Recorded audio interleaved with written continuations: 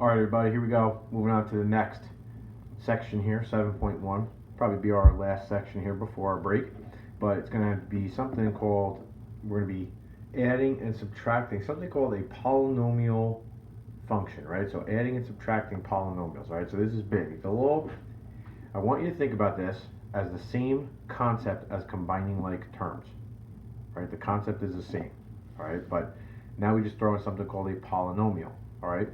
So by definition, right, a polynomial, it's an expression that contains two or more monomials.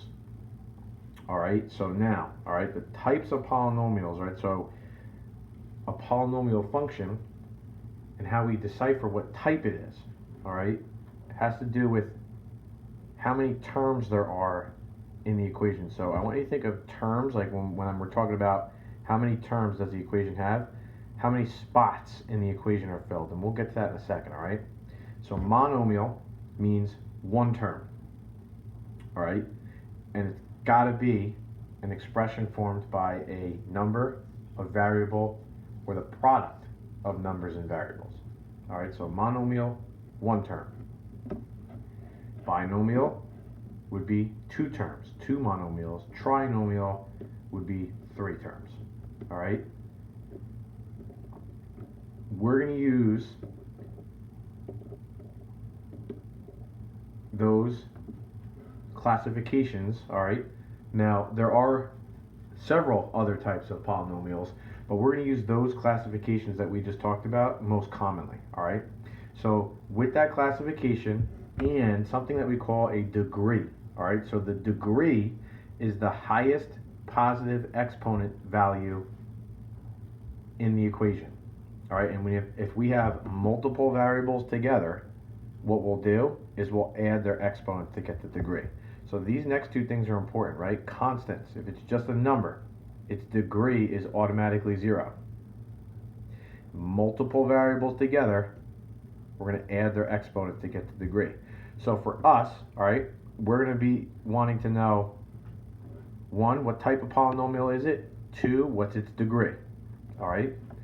Now again, a lot of this is vocabulary as we go forward because this is going to be brand new. All right. A leading coefficient. All right, a leading coefficient is the number in front of the degree. So whatever our highest exponent value is, the number in front is going to be the leading coefficient. So for example, what we have here, all right, in these three scenarios. In the first one, 3x.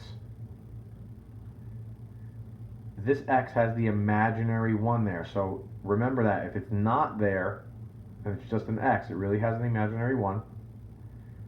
Its degree here is 1. Because that's the exponent value here with the variable. The leading coefficient would be 3 because our degree is 1, leading coefficient of 3. In the second one, multiple variables together, right? So now we're going to add those exponents. And keep in mind, if we didn't see the exponent here with the y, imaginary 1, so because they're next to each other, multiple variables, we're going to add the exponents, so our degree in this case will be 4, because this is the number in front of the degree. Leading coefficient is 6. And then that last one there, because it's a constant, its degree is 0. We talked about that before, and the leading coefficient would just be 9, because that's the only number there. When we're going to find the degree of the polynomial, we're looking at each term. So it won't be as cut and dry as what we just talked about. We'll get an equation like what we have here, right? Now, keep in mind, each term, right? Everybody see how there's a spot right here? There's 1, 2, 3. Basically, whatever separated with that addition or subtraction sign, that would be considered a term. So we have 3 terms here. That means it's a trinomial. 3 terms, trinomial. We look at each term and figure out what the exponent value is. So here in the first term, the exponent value would be 3, right? Here, multiple variables together. We'll add them. Exponent value is 4. Here, it's a constant. Exponent value would be 0. if degree is 0. So we want the highest, that's degree. The highest exponent value is right here with these two combined. So the degree would be 4. And then that number in front, because this is the highest exponent value, would be our leading coefficient. Okay? Now keep this in mind as we move forward here. Alright? Because when we get to adding and subtracting polynomials, this is going to be huge. Always start all the way on the left and work our way to the right. It's going to help keep you organized. And remember, we said it's like combining like terms. This is what's going to be a little different, because right now we're used to seeing just x or y, right, and combine, or w, and combining like terms. Now we're going to have multiple variables. We're going to have multiple exponents. So in order for it to be a like term, if you remember this from day one, when we started talking about and reviewing combining like terms, we need to have the same variable and exponent to combine. All right? For us, standard form, and this is what we want to get in the habit of writing. Standard form is when we put the degrees in decreasing order. Highest exponent value first, and then it goes down as we progress. So when we get to our final answer, we want to make sure we write it in the correct order as well. All right? So first, we're going to combine like terms all the time, but this is huge. If you see subtraction, and this will come in later, subtraction means to switch the signs in whatever follows it. It'll make more sense when we get further down. We're starting on the left, working our way all the way to the right. All right, so I'm going to give you a couple tips here as we go through what we're doing. So let's take a look at what we got, right? For example, keeping that rule as well with if we can't combine it, we leave it, right? So when we go to start this 5e to the f, the only way that we can combine this with something is if it has exactly an e and an f. That's it. Now these have e's and f's, but notice how their exponent value is different. They have to match exactly. All right? So this one here we can't combine with anything that's there. So in our final answer, we're just going to leave it. I get in the habit as we progress through this of crossing them out when we're done with them. I think that makes it life easier, especially when we get more complex. These two are like terms. Notice how they both have the e squared and f squared. So we can combine them just like it was a 6x and a 7x. 6 plus 7 will give us 13, and then we have to keep their like term. Again, crossing them out. So our final, right, we couldn't do anything with this.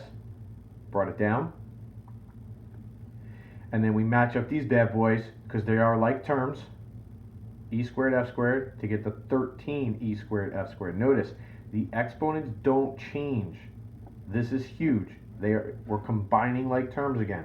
We wouldn't take 5x and 6x and make it 11x squared. We would just make it 11x, right? We're back to combining like terms. Here we go. Parentheses don't change nothing. Still doing it the same way. Start on the left. F squared. We have another f squared. We can put those together to make it 13f squared. We're done with them. Let's move to the next part. Now, normally I'd be writing this as we're talking, guys, but you got to bear with me here with the technology stuff, all right? Coach Dell's come a long way within these past 4 weeks, so bear with me here. Move to the next item. The 4f. We can combine it with the negative 3f. Notice 4f plus a negative 3f. We're done with them. And then this 3, nothing to combine it with, so we're just going to bring it down. So here we go. Our final f squared, 6f squared, and 7f squared gives us 13f squared. 4f minus 3f is a plus positive 1f. If you wanted to just put plus f, also good. And then here, plus 3 goes to the end.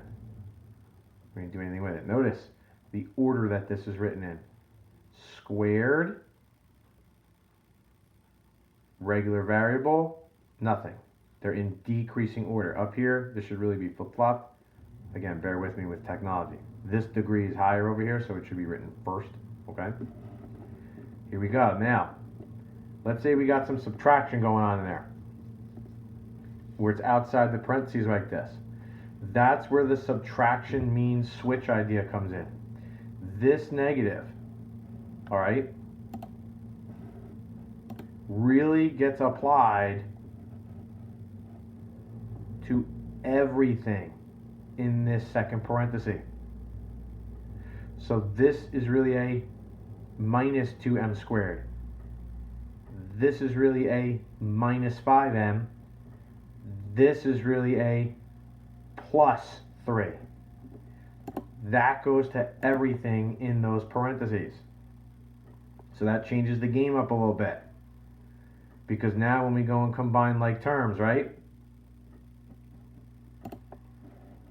It's really like we got m squared minus 2m squared. It's really like we got negative 3m minus 5m. And then it's really like we got 9 plus 3. It only changes everything to the right. Remember, left to right. Left to right. So when we do combine those items, we should get what's here as our final answer. Right? The 4m squared minus 2m squared is 2m squared. Negative 3m minus 5m is a negative 8m. 9 plus 3 is 12. Again, this is written in decreasing order, right? Squared, a 1 as the exponent, nothing there. All right, I want you to give these two a try.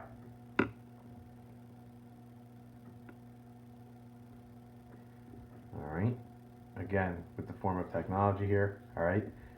If you had combined this here, it's addition. You guys can all hit pause, all right? The 9p squared plus the negative 3p squared, right? Be careful not to mix and match what you would get there, okay? That would give you a 6p squared.